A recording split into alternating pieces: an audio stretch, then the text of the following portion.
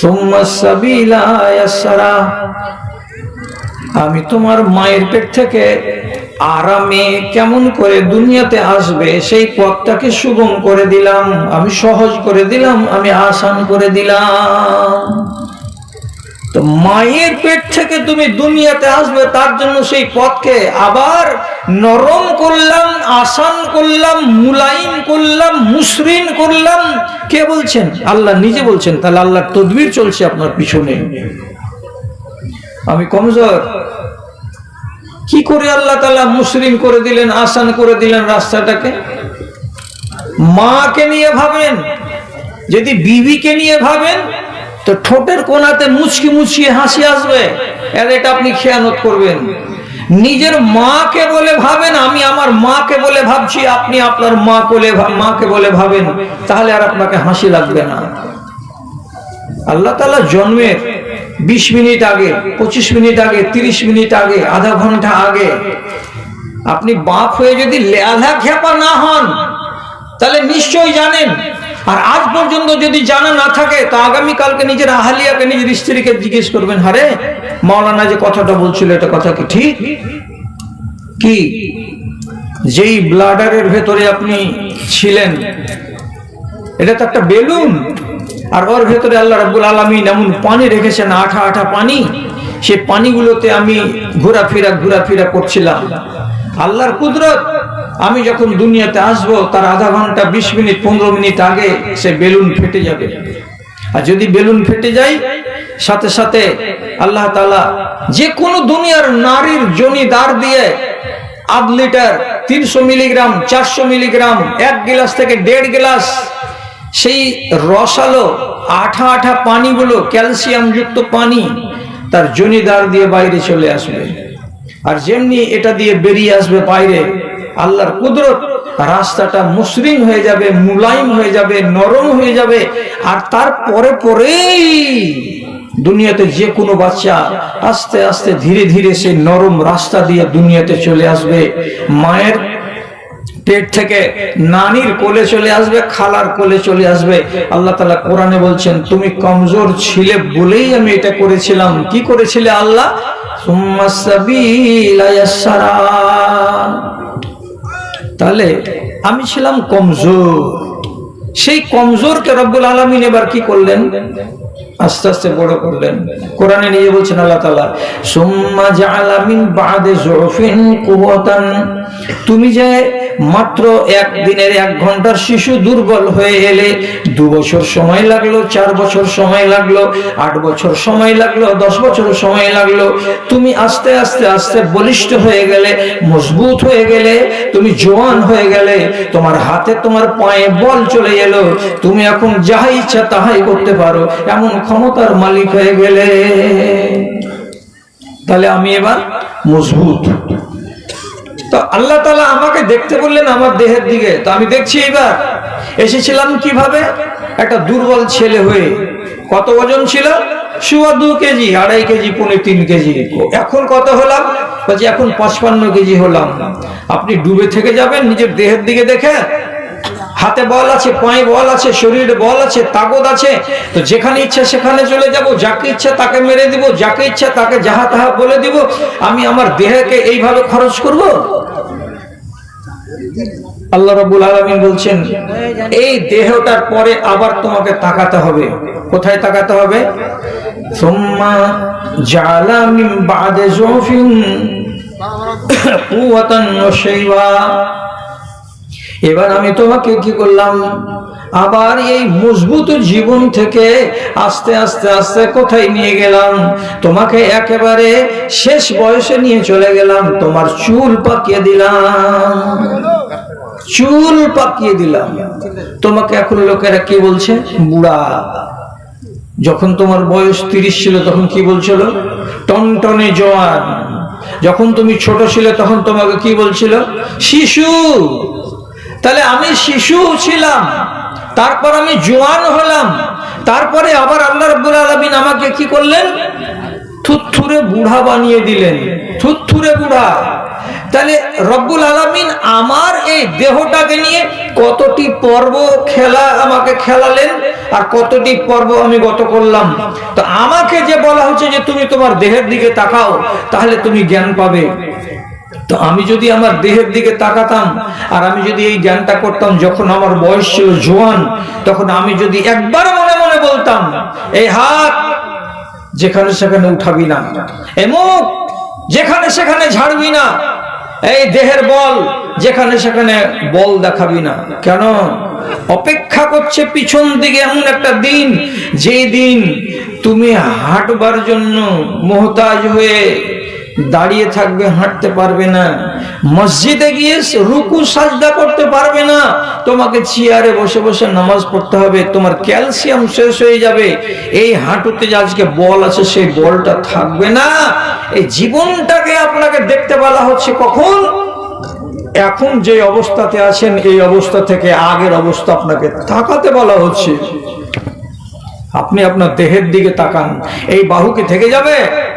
এই কালো চুল কি থেকে যাবে? এই 32টা দাঁত কি থেকে যাবে? এই কান যে তেজ আছে, সেই তেজ কান কি থেকে যাবে? এই যে চোখের জ্যোতি আমি দেখতে পাচ্ছি এখান থেকে কত দূর পর্যন্ত, এই জ্যোতি কি থেকে যাবে? না পিছন দিকে কোনো সময় অপেক্ষা করছে? এ কথাটা আপনাকে আল্লাহ রাব্বুল আলামিন দেখাবার জন্য আপনার শরীরের ভেতরে সবটি জিনিসকে জোড়া জোড়া করে রেখেছেন, জোড়া জোড়া করে রেখেছেন। কি কি? হায়াতকে রেখেছেন এবং জোড়া করে রেখেছেন মৌতকে, তারপরে সুস্থ শরীরকেও রেখেছেন, আর তার সাথে সাথে দুর্বলতার অসুখকেও রেখেছেন জোড়া করে। তারপরে আল্লাহ তাআলা আপনাকে যৌবন কাল দিয়েছেন, তো যৌবন কালের সঙ্গে জোড়া বানিয়ে রেখেছেন কাকে? তো বৃদ্ধ কালকে। অতএব এখন হায়াত পেয়েছি বলে আমি একদম বেখেয়াল জীবন কাটাবো, কোনো মজনুন যেন এটা না করে। কেন? হায়াতের জোড়ার নাম কি? মৌত। দেখতে পাচ্ছি, চলতে পাচ্ছি, খেতে পাচ্ছি, ব্যবসা করছি, বাণিজ্য করছি, সবকিছু করতে পাচ্ছি, এটাই চিরদিন থেকে যাবে নাকি? জি না, এর জোড়াটার নাম কি? মৌত। ওর সঙ্গে আপনার মুলাকাত হবে। কাজে হায়াতকে পেয়ে কোনো মানুষ যেন তার সাথী মৌতকে বলে ভুলে না যায়। কেন? বলছে মরণ তোমার সাথে সাথে ঘুরে বেড়াই। মরণ আলাদা হয়ে দূর থেকে সফর করে আপনার কাছে আসে না, আপনার বাড়িতেই থাকে, আপনার রোডেই থাকে, আপনার গ্রামেই থাকে। আমাদের মতো মানুষগুলোর মাঝে মাঝেই মৌত ঘুরে বেড়ায়। মৌত জীবনে কোনোদিন দূরে থাকে না, সব সময় আমাদের সাথে, চায়ের দোকানে, হাটে, বাজারে, ঘাটে, মাঠে, স্টেশনে, যেখানে সেখানে, যেখানে আমরা থাকি সেখানেই মৌত আমাদের সাথে ঘুরে বেড়ায়। মৌত মেহমান নয়, চলে আসবে। কখন চলে আসবে? যখন টাইমটা হয়ে যাবে তেমনি চলে আসবে। আপনি এটা ভাবিয়েন না যে আমি জোয়ান, তো আমি এখন মরবো, এটা কথা হলো? আল্লাহর কসম, আল্লাহর কসম খেয়ে বলছি, শামসি বাজারে দুটো ছেলে গত বছর মারা গেছে। একটা ছেলের নাম রমজান, ফল বিক্রি করতো, নামাজি ছেলে। আর একটা ছেলে গেঞ্জির দোকানদার ছিল, তার নাম জাফর। আল্লাহু আকবার। এইরকম বুলেট চেহারা, আর ওজন করতে গেলে মনে হয় 70 কেজি নিচে হবে না। আমাদের মতো মানুষগুলোকে যদি একটা শুধু এমনি করে ঠুল্লি দেয় তো 15 হাত দূরে ফেলে দিতে পারবে। আল্লাহ তাআলা তাকে এত ধ্বজাধারী আর এত মজবুত আর এত বলিষ্ঠ চেহারার ছেলেগুলোকে বানিয়েছিলেন। ইয়া আল্লাহ, ইয়া আল্লাহ। জীবনে ওরাও ভাবেনি, জীবনে গ্রামের লোকও ভাবেনি, জীবনে তাদের স্ত্রী বাল বাচ্চারাও ভাবেনি যে এইরকম হাট্টা কাট্টা নওজওয়ান, তারা এখনো 40 বছর অতিক্রান্ত করতে পারেনি বয়সকে, আর এইরকম ভাবে মরে যাবে হঠাৎ। হঠাৎ মরে গেছে, যেই শুনছে চমকে উঠছে যে আল্লাহ, এটার নাম মৌত। তো মৌত কাকে বলে? মৌতকে যদি চিনেন তো ছোট করে চিনেন। এক ये जहां एक वो जहां, एक ये जहां एक वो जहां, इन दो जहां के दरमियां फासला एक सांस का, फासला एक सांस का, जो चल रही है तो ये जहां, जो रुक गई तो वो जहां। আল্লাহ তাআলা বলছেন দুটা জাহান বানিয়েছি, একটা জাহানে তুমি চলে ফিরে বেড়াচ্ছ মানে দুনিয়া, একটা দুনিয়া, আর একটা দুনিয়া মানে কি ওই দুনিয়া আখিরাতের দুনিয়া। তাহলে ওই দুনিয়া আর এই দুনিয়া এর মাঝখানে কতটা দূরত্ব আছে, কতখানি দূর রাস্তা আমাকে হাঁটতে হবে। কবি বলছেন বেশি দূরে নয়, বেশি দূরে নয়। এবং আল্লাহর কোরআন বলছে এটাই কথা, তুমি যদি ঘুমিয়ে যাও তো তোমার চোখটা বন্ধ হয়ে যায় আর নিঃশ্বাসটা চলতে থাকে। যদি নিঃশ্বাসটা চলে তো তোমার এই দুনিয়াতে আছো, আর নিঃশ্বাসটা যদি বন্ধ হয়ে যায় তো তুমি ওই দুনিয়ায় চলে গেছো। তোমার নিঃশ্বাসটাই হলো মাঝখানে বাঁধ, এই বাঁধের এই পারে আছো তো এই জাহান, আর বাঁধের ওই পারে যদি যাও তাহলে ওই জাহান। কে আছে মাঝখানে? একটা শ্বাস এই যে চলছে, এমনি করে নাক দিয়ে টানছি আর ছাড়ছি, টানছি আর ছাড়ছি। আর কোরআনে আল্লাহ তাআলা কি বলছেন? আমি তোমাদেরকে নিদ্রা দিই রাতের বেলায়, বালিশে মাথা দিয়ে ঘুমিয়ে যাও, ও ঘোর ঘুমের কোলে ঢলিয়ে পড়ে যাও। আর তারপরে আমি আল্লাহ এবার আমার যার উপরে দয়া হয় তার উপরে তার জ্ঞানকে আমি ফিরিয়ে দিই, চেতন হয়ে হেঁটে বেড়াই। আর যার উপরে আমার দয়া হয় না, ঘুমের হালাতেই তার রূহটাকে আমি কাছে টেনে নিই, জীবনের মতো আর সে ঘুরিয়ে পাই না, ওই হালাতেই সে মরে যায়। কত মানুষ মরে গেছে সকালবেলায় উঠেনি, আপনি জানেন না? কত মানুষ খাওয়া দাওয়া করে ভালো মানুষ শুয়েছে, রাত্রি 12টার সময় নাই দুনিয়া থেকে ছেড়ে চলে গেছে। কত মানুষ 4টা-5টা রোজা করেছে আর 4-5টা রোজা করার পরে ভোর রাতের সাহারি খাবে, আর রাতের তারাবির নামাজ পড়ে পড়ে শুয়েছে। তারাবির জন্য স্ত্রী উঠাচ্ছে, আদরের বাপ উঠা, আদরের বাপ উঠছে না। কোথায় চলে গেছে? বলছে ওই পার চলে গেছে। তাহলে আল্লাহ যদি দয়া করেন তো চোখটা আবার খুলবে। আর যদি আল্লাহ তাআলা কোরআনে বলছেন আমি যদি দয়া না করি তো তোমার চোখ যে বন্ধ করেছি, তো তোমাকে যে ঘুম দিয়েছি এই ঘুমটাই তোমার মরণ, তুমি আর জাগবে না। তাহলে আমার সাথে সাথে জোড়া বেঁধে বাস করছে কে? জীবন এবং মরণ। জীবন এবং মরণ।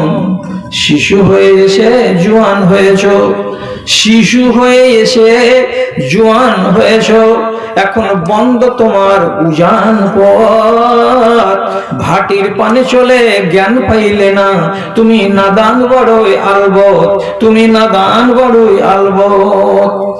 আখেরাত বেছে দুনিয়া যে কিনে, আখেরাত বেছে দুনিয়া যে কিনে, কঠিন হবে তার দশা।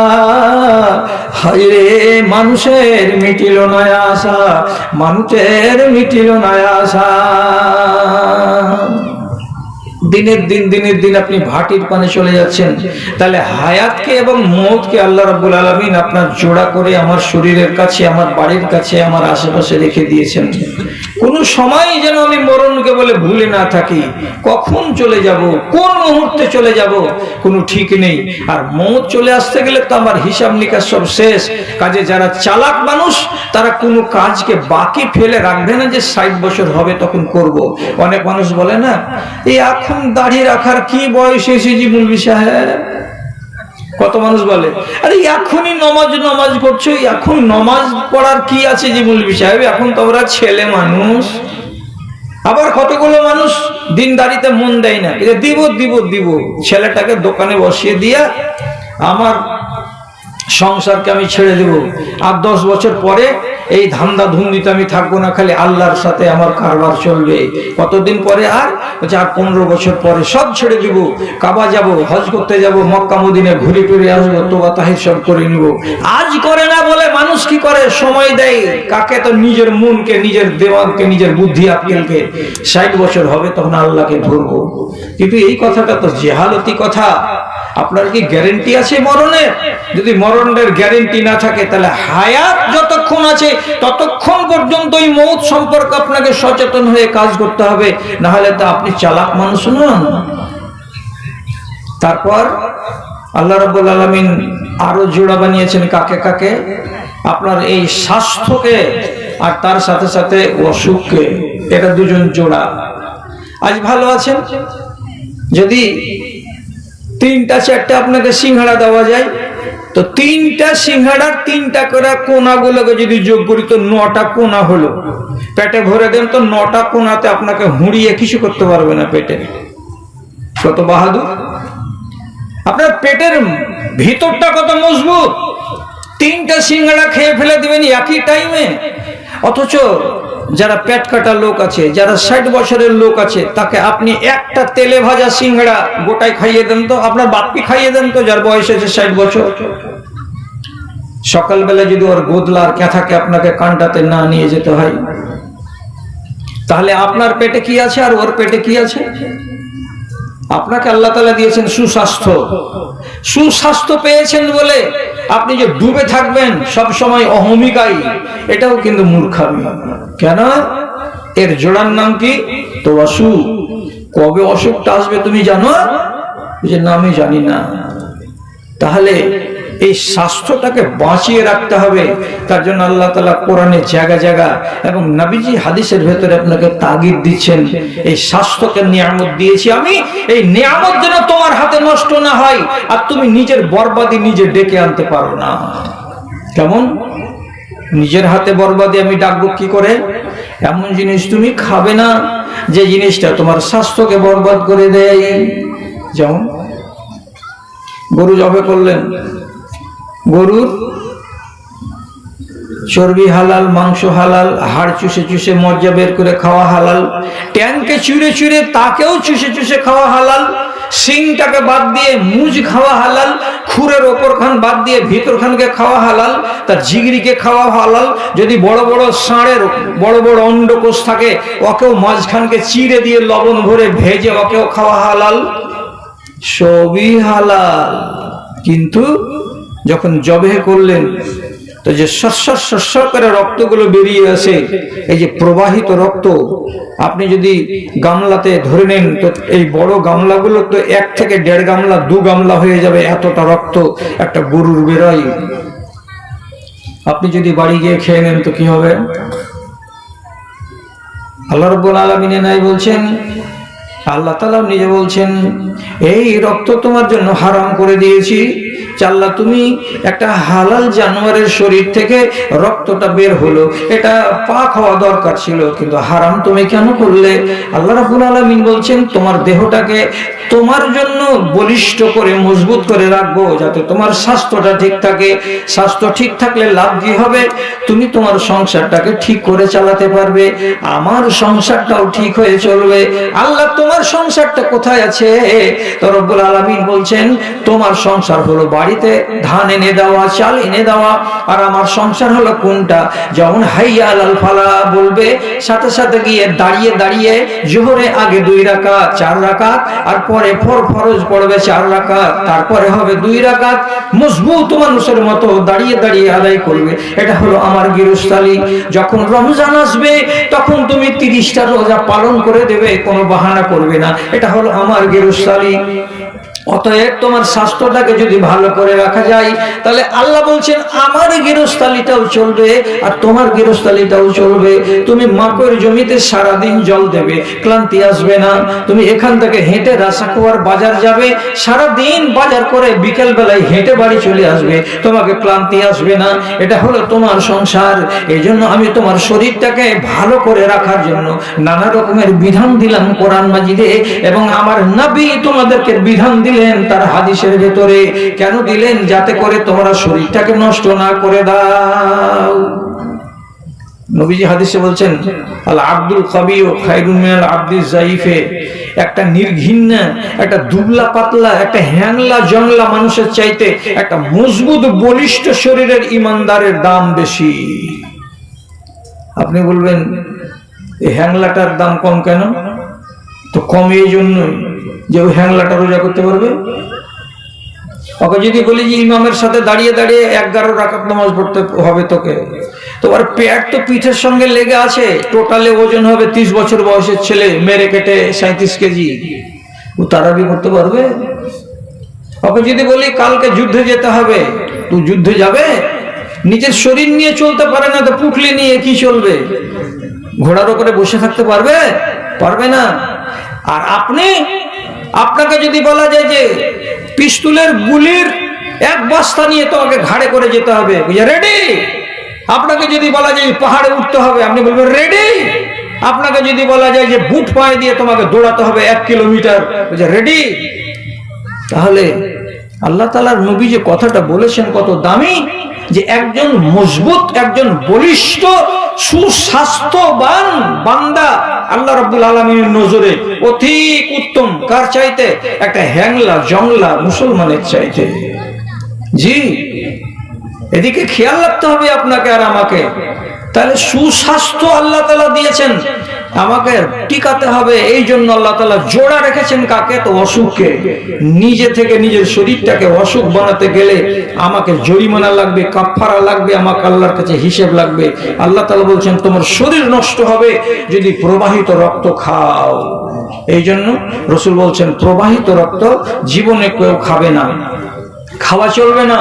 অথচ আজকালকার আমাদের দেশে মুসলমান যারা কসাই আছে, তারা চোখের আড়ালে জবে করার টাইমে গামলা ভর্তি করে রক্তটাকে ধরে নিচ্ছে, আর মাংস যখন রেজি করা হয়ে যাচ্ছে, মাংস তো রং ভালো দেখাচ্ছে না, তখন শেষের বেলায় গামলাটাকে ঢেলে দিয়ে সম্পূর্ণ রক্তগুলোকে মাংসতে মাখিয়ে মুখিয়ে দিয়ে নেড়ে আর ঘেটে একাকার করে দেওয়ার পরে দেখা যাচ্ছে টক টক টক টক করছে মাংস।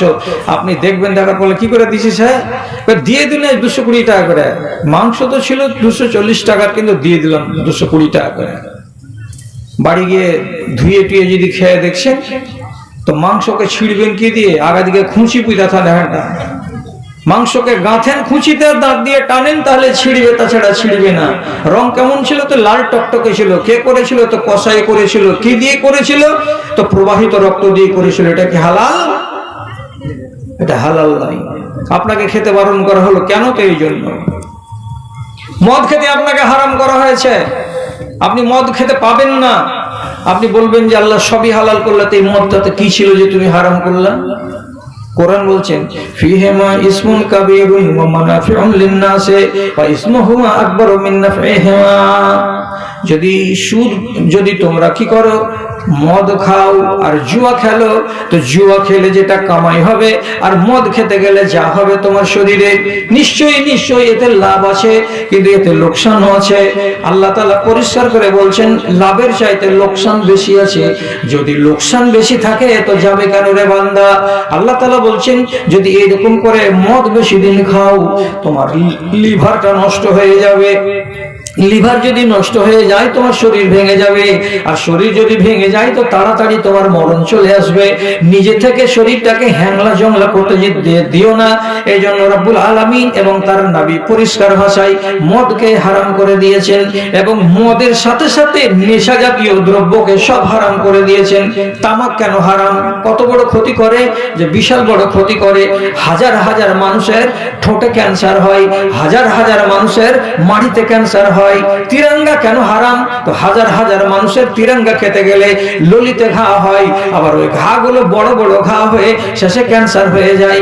এই জন্য তাদের প্যাকেটে গায়ে লেখা আছে, তামাকের গায়ে এবং মধুর গায়ে অন্যান্য সব জিনিসের প্যাকেটে লেখা আছে ঠকঠকে করে একটা ঘাটা দেখানো হচ্ছে, আর তার নিচে লেখা আছে এটা সেবন করা হলো ক্যান্সারের কারণ। এটা যদি বেশি বেশি করে খাও তো ক্যান্সার হতে পারে। তারপরেও হাজার হাজার মানুষ তাকে সেবন করে, ক্যান্সার বলে কোনো মানুষ ভয় করে না। তাহলে আল্লাহ কেন মানা করলেন এগুলো? শরীরটা যেন নষ্ট না হয়।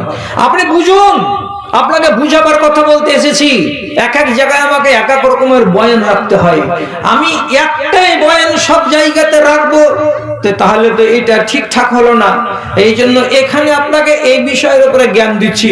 ভাইয়েরা, যতটি লোক এখানে বসে আছেন বলেন তো, আল্লাহ তাআলা সববারই উপরে রোজাকে রাখলেন, আর কোন মেয়ে ছেলের পেটে যদি বাচ্চা থাকে তো তাহলে ওই মেয়ে ছেলেকে আল্লাহর নবী বলছেন তুমি এখন রোজা রাখিও না, পরে রোজা রাখিও। আরেকটা মেয়ে ছেলে ওর কোলে 3 মাসের বাচ্চা আছে, এই মেয়ে ছেলেটিকে আল্লাহ তাআলা বলছেন, তার নবী বলছেন তুমি এখন রোজা রাখিও না, তুমি পরে রোজা রাখিও। কেন? একটা ছেলেকে দুধ খাওয়াতে পারছে তো রোজাটা করতে পারবে না? ও নিজে দুনিয়াতে চলে ফিরে সবকিছু করে বেড়াতে পারছে তো পেটে বাচ্চা আছে তার জন্য রোজা রাখতে পারবে না কেন? কিসের জন্য আল্লাহ তাআলা এগুলো নিষেধ করলেন? একটি মাত্র কারণ হচ্ছে এই, তোমার স্বাস্থ্যকে তুমি বরবাদ করতে পাবে না, আর আমি আল্লাহ এমন কোন বিধি তোমাকে দেব না যাতে করে তোমার স্বাস্থ্যটা নষ্ট হয়ে যায়।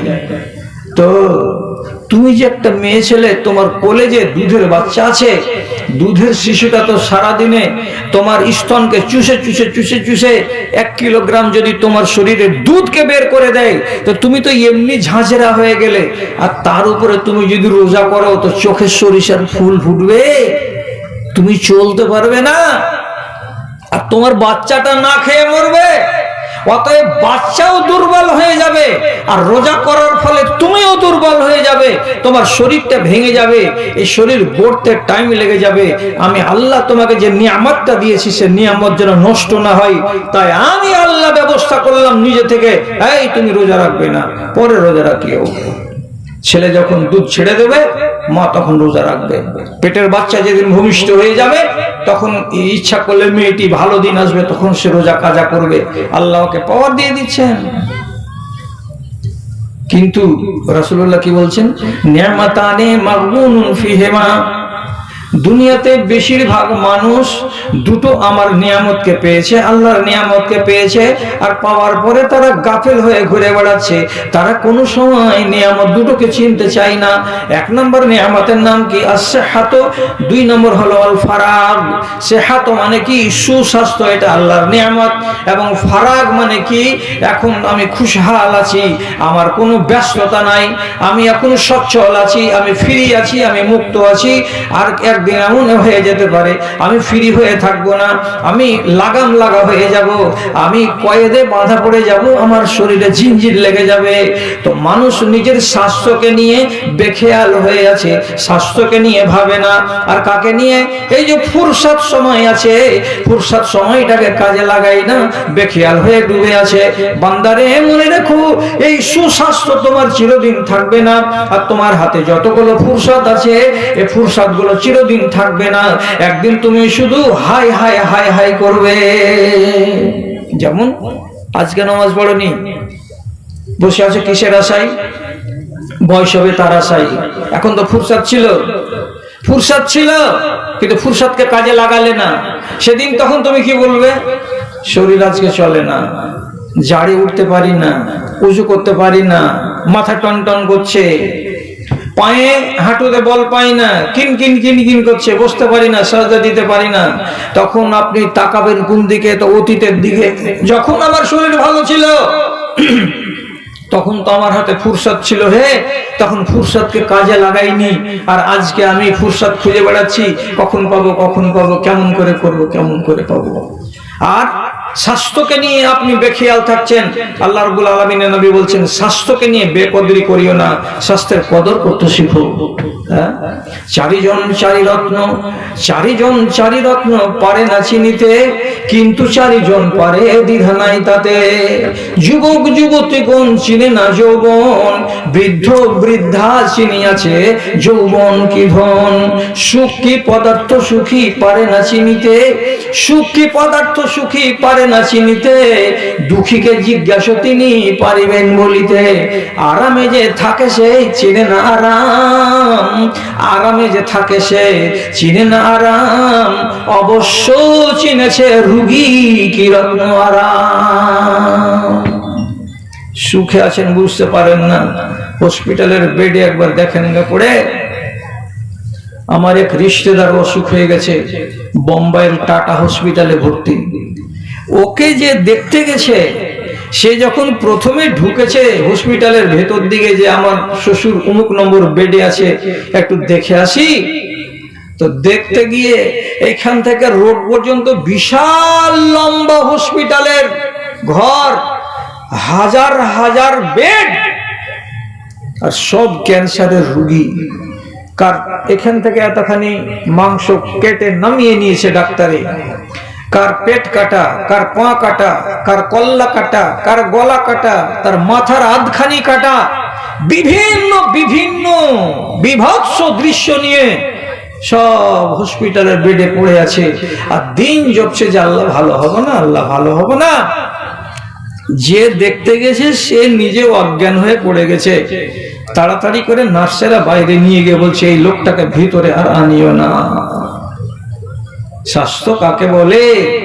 একবার হসপিটালে যে দেখেন গা, নিজের স্বাস্থ্যের কদর বুঝতে পারবেন। আর অসুখ কাকে বলে? তাহলে বুঝতে পারবেন যে হ্যাঁ এই জিনিসটার নাম অসুখ। এই জন্য মানুষকে অসুখ ব্যক্তিকে দেখতে যেতে হয়। এটা হলো রাসূলুল্লাহর সুন্নাত। 15 দিন থেকে কেউ ব্যারাম আছে আপনার টোলাই, আপনি ওকে দেখতে যান। দেখতে গেলে দুটো লাভ হবে। এক, ওই লোকটার মনটা বড় হবে যে এই ভাই আমাকে দেখতে এসেছে। আর 2 নম্বর লাভ হবে কি, আপনি যখন মানুষটার দুরবস্থা দেখবেন তখন মনে মনে বলবেন যেই হাত আর পা দিয়ে এই মানুষটাকে তৈরি করা হয়েছে, সেই হাত আর সেই পা দিয়ে তো আমাকেও তৈরি করা হয়েছে। এই মানুষটার যেই জায়গাটাতে যে অঙ্গটাতে রোগ লেগেছে সেই অঙ্গটা তো আমারও আছে। এই মানুষটা যে ব্যাধির কারণে বিছানায় পড়ে আছে সেই ব্যাধিটা তো আমাকেও হয়ে যেতে পারে। এই বলে একটা রোগীকে যখন আপনি দেখতে যাবেন তখন তার শিওরে বসে বসে তার জন্য নেক দোয়া দিবেন। আর দেওয়ার সাথে সাথে নিজেকে সবক নেবেন কি বলে, আয় আল্লাহ তুমি আমাকে বাঁচিয়ে রেখেছো, এইরকম অসুখে মুবতলা করনি। আল্লাহ তোমার জন্য শুকরিয়া আদায় করছে রব্বে কারীম। এটাও জোড়া জি। তবে এটা কথা মাথায় রাখবেন, কেউ যদি অসুখ হয়ে যায় তাহলে সে যেন নিজেকে দুর্ভাগ্যবান না বলে, নিজেকে হাই পোড়া কপাল, আমি এত বড় অসুখ কেন হইলাম। যদি আমি আল্লাহর খারাপ বান্দা না হইলাম তো তাহলে আমি অসুখে কেন পড়লাম? অসুখে পড়তাম না। তো যদি কোনো মানুষ অসুখে পড়ে যায় বা আপনারা কেউ পড়ে যান, তাহলে আপনি আমার কথাটাকে ঠান্ডা মাথাতে বুঝুন, এটাকে আল্লাহর নিয়ামত মনে করবেন, এটাকে জহমত মনে করবেন না। জহমত মনে করবেন না। আজি আমাকে যে এত বড় রোগ হয়ে গেছে জি, আমার কিডনি যে ফেলছি, একটা কিডনিতে আমি কষ্ট করে বাড়িতে পড়ে থাকবো কতদিন, এটা আল্লাহর গজব নয়? জি না, এটা গজব নয়। তাহলে অসুখ যে হয়ে গেছে, তো এই ব্যাপারে আপনাকে আমি কেন এই কথাটা বলতে গেলাম, যেটা আল্লাহ তাআলার আপনার উপরে দয়া এবং রহমত। রাসূলুল্লাহ একটা মহিলা সাহাবীকে দেখতে গেলেন, তার নাম উম্মুল আলা, মেয়েটার নাম উম্মুল আলা। ওকে দেখতে গিয়ে, তো মহিলা যদি রোগী হয় তাহলে ওর পাশে বসবেন, কিন্তু ওর কপালে হাত দিবেন না, ওর শরীরে হাত দিবেন না। আর যদি পুরুষ রোগী হয় তাহলে তার কপালে হাত দেন, তার হাতে হাত দেন, তার শরীরে হাত দেন, ঠিক আছে। তো মহিলা রোগী, তার পাশে রাসূলুল্লাহ বসলেন। আর বসার পরে তখন তাকে ডেকে বলছেন, আবশিরি ইয়া উম্মাল আলা। বেচারি রোগে আক্রান্ত হয়ে জ্বরের তাপছে শরীরটা, 102 ডিগ্রি 3 ডিগ্রি জ্বর আছে, হাঁপাচ্ছে, মনটা ভালো হয়ে নাই। এইরকম একটা ব্যাধিগ্রস্ত মহিলাকে আল্লাহ পাকের রাসূল বলছেন, আবশিরি ইয়া উম্মাল আলা, এ উম্মুল আলা মানে আলার মা, তুমি শুভ সংবাদ গ্রহণ করো, তুমি শুভ সংবাদ আমার পক্ষ থেকে শুনো। বলছে কেন? আমাকে অসুখ হয়েছে, তো আমি শুভ সংবাদ কেন নিব এটাতে?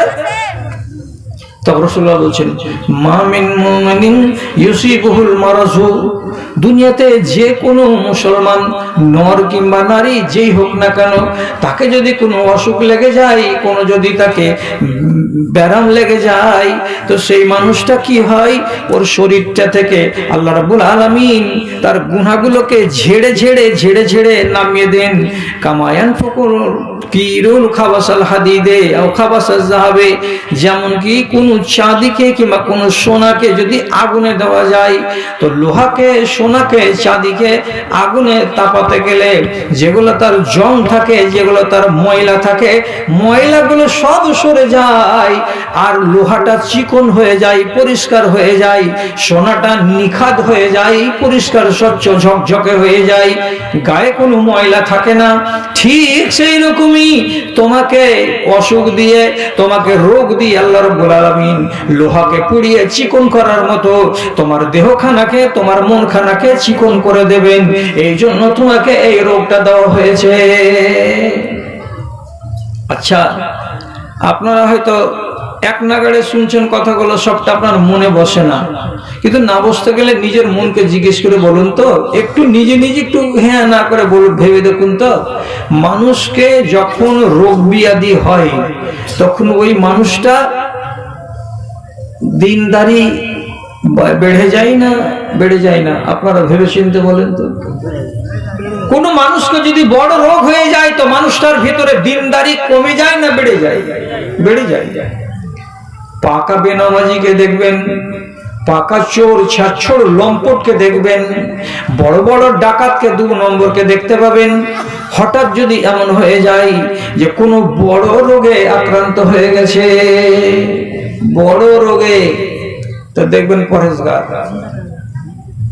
কোনো মেয়ে ছেলে যদি নামাজ না পড়ে, খেয়াল করবেন কথায়, যদি নামাজ না পড়ে তো ওর 14 গোষ্ঠীর নামাজ পড়বে ছেলে হওয়ার 1 মাস আগে। কিসের জন্য? কিসের জন্য? কিসের জন্য? মানে হলো এই যে একটা বাচ্চাকে ভূমিষ্ঠ করতে গেলে কতটা কষ্ট হয়, তো যাদের ভূমিষ্ঠ হয় তারাই জানে। মালাকুল মউতকে আমি আর আপনি একবার জীবনে চোখে দেখবো তো দেখবো, তারপরে আর দেখতে পাবো না। কিন্তু এরা জয়বার বাচ্চা দিবে তয়বারই মালাকুল মউতের বাড়ির গোড়া দিয়ে হেঁটে আসবে। এত ঠেলা লাগে বাচ্চা জন্ম দিতে। তাহলে যেই নারীর 3টা বাচ্চা হয়েছে দুনিয়াতে সাধারণ নিয়মে, তো সেই নারীটা তো জানে যে বাচ্চা হওয়ার ঠেলা কত। আর একবার যদি আল্লাহ তাআলা এই বাচ্চাটাকে সোজা পথে ভূমিষ্ঠ না করে, তো তাহলে কি হবে? মরণটা নেই, মরণ তো অনিবার্য। এই জন্য মায়েরা আর খালারা এমন বয়সের মেয়েদেরকে বলে, আল্লাহকে ধরবি, আল্লাহকে কুহবি, রাতে উঠে উঠে দোয়া করবি, আল্লাহ তুমি আমার ছেলেটাকে, পেটের বাচ্চাটাকে ঠিকঠাক করে তুমি খালাস করে দিও। এখন তো মেয়ে লোক আরো ভুলে গেল। কেন ভুলে গেল?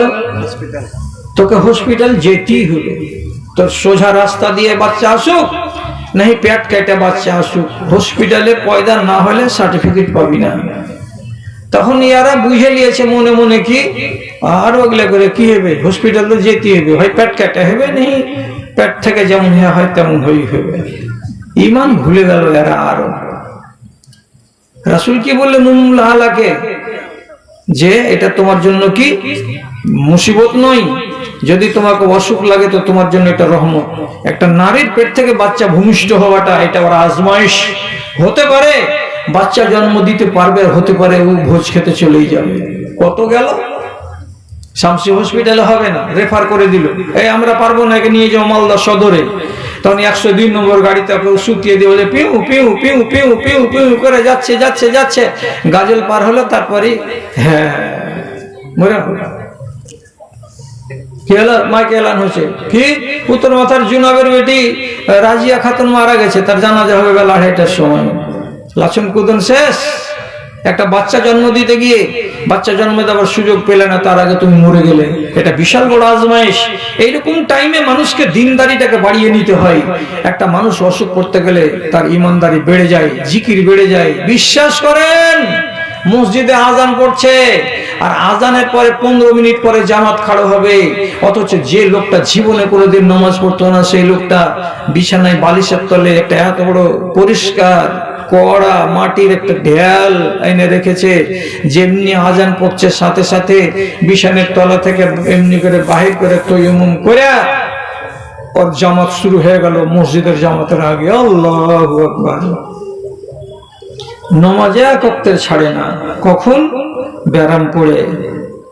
এখন নমাজি একে যদি ওষুধ খাওয়াবার জন্য ওর ঘাড় খান ধরে ওর বেটি উঠাই, তো যে আল্লাহ মরে গেল, আল্লাহ জি বাঁচা, আল্লাহ সুবহানাল্লাহ সুবহানাল্লাহ, জান চলে গেল কে মাগে বেটিকে, আল্লাহ আল্লাহ আল্লাহ বলছে, সুবহানাল্লাহ বলছে, আল্লাহু আকবার বলছে, আল্লাহ জি তুমি আমাকে বাঁচাও। এগুলো সবই বাংলাতে দোয়া, বাংলাতে দোয়া। আল্লাহ তুমি আমাকে বাঁচাও, আল্লাহ তুমি আমাকে হেফাজত করো, আল্লাহ জি। আল্লাহ জির মানে আল্লাহর কাছে মদদ চায়, হে আল্লাহ তুমি আমার এই করো, তুমি আমার ওই করো।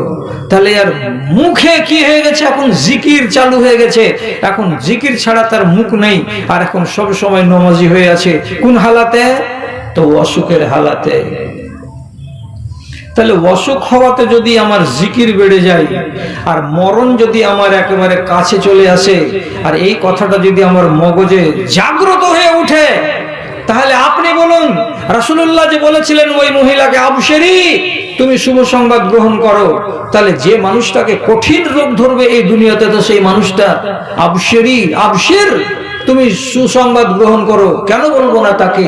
তোমাকে বড় অসুখ হয়েছে, এর মানে হলো এই, তোমাকে যতদিন আল্লাহ তাআলা অসুখে রাখবেন ততদিন তোমাকে তাপাবেন, তাপাবেন, তাপাবেন, তাপিয়ে তাপিয়ে তাপিয়ে শেষের বেলায় কবরে নেবেন। কেন? নবীজি অন্য হাদিসে বলছেন, ইজা আরাদাল্লাহু বিআবদিহি খায়রান ইউআজ্জিলু উকুবাতাহু ফিদ দুনিয়া। যখন আল্লাহ রাব্বুল আলামিন কোন বান্দাকে তাকে পরিষ্কার করে তার গাটাকে সাফ সুতরা করে কবরে নিবেন, এটা আল্লাহর মনে হয়, তখন আল্লাহ তাআলা করেন কি, সেই বান্দার গুনাহগুলোকে ঝরিয়ে দেওয়ার ব্যবস্থা করেন। কি করে ঝরাবেন আল্লাহ? নবীজি বলছেন, ইউআজ্জিলু উকুবাতাহু ফিদ দুনিয়া। দুনিয়াতে তাকে আল্লাহ তাআলা কোনো না কোনো শাস্তি, কোনো না কোনো আযাব, কোনো না কোনো সাজাতে ফেলে দেন। আযাব কোনটা? তো আল্লাহর পক্ষ থেকে এটা আযাব বলতে এটা ঠিক আযাব, কিন্তু আপনার জন্য আযাব নয়। মানে কি? এটা কষ্ট, তার জন্য তাকে বলা হলো আযাব। জ্বরে পড়ে গেলেন,